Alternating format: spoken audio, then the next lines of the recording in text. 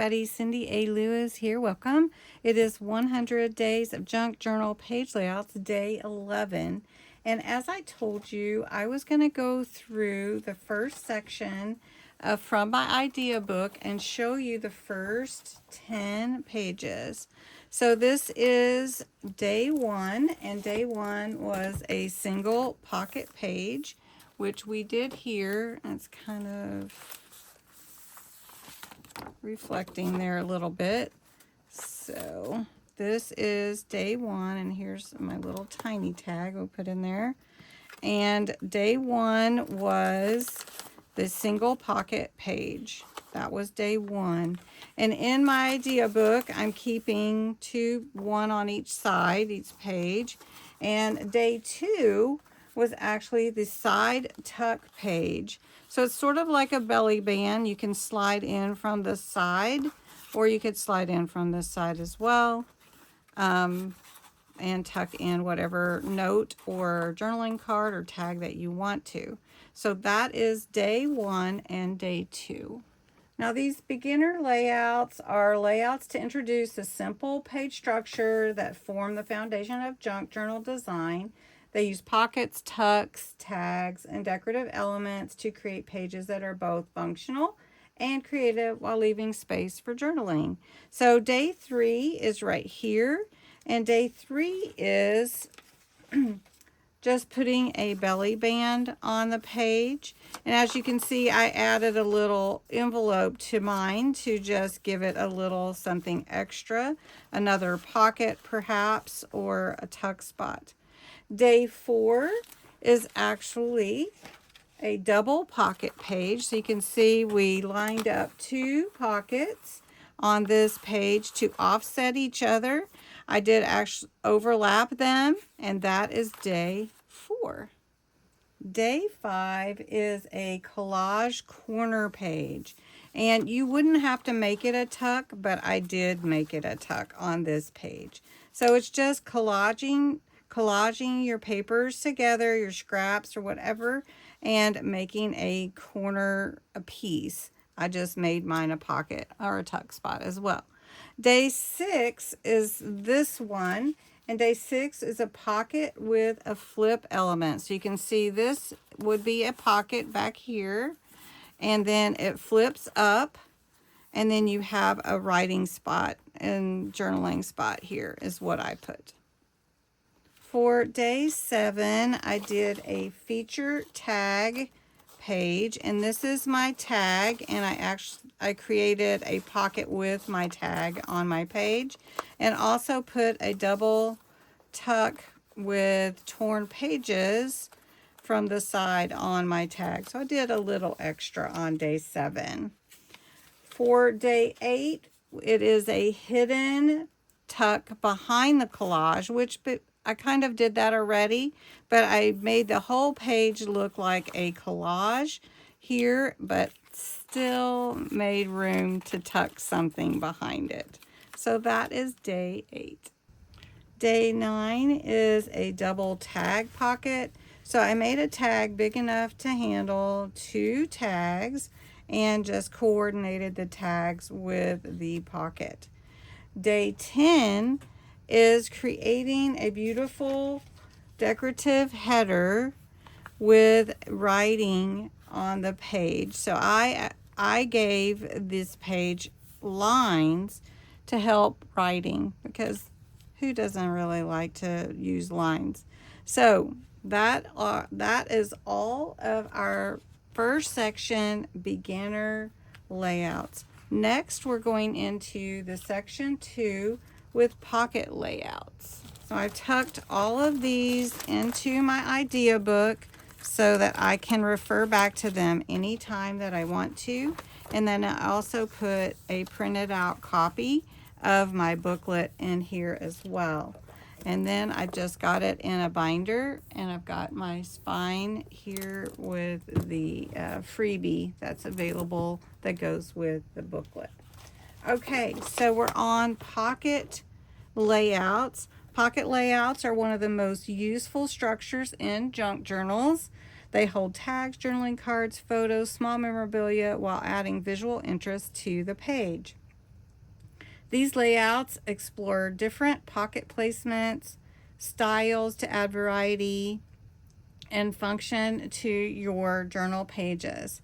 You can always refer to the appendix in the back for any of your diagrams to show you the basic structure of the page, what the suggestion is. So we're doing a day 11 full width pocket. So the pocket would be the full width of the page. So I have my supplies here, and I have my pocket already cut out. I have some embellishments here, and this is what I'm using for my background. And as you saw already, I'm using these in my idea book, so I'm putting them in there instead of in a journal. But boy, do I wish I was putting them in my Ren and Pip journal.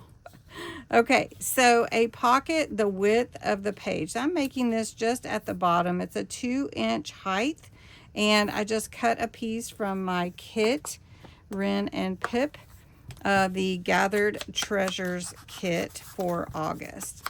So then I am just going to go ahead and ink up this pocket, and I'm going to glue on the 2 sides and the bottom. Now, of course, you can take the instructions and work with them however you wish. This is just a guide and a suggestion, okay? So this is going to be the pocket on my page. Now, for my page, I wanted to add a couple of things of interest, some patchwork and a butterfly and some flowers. For my pocket, I'm going to add some lace, and we're going to put it at the top. I'll just put it right here. It's a little cloth lace.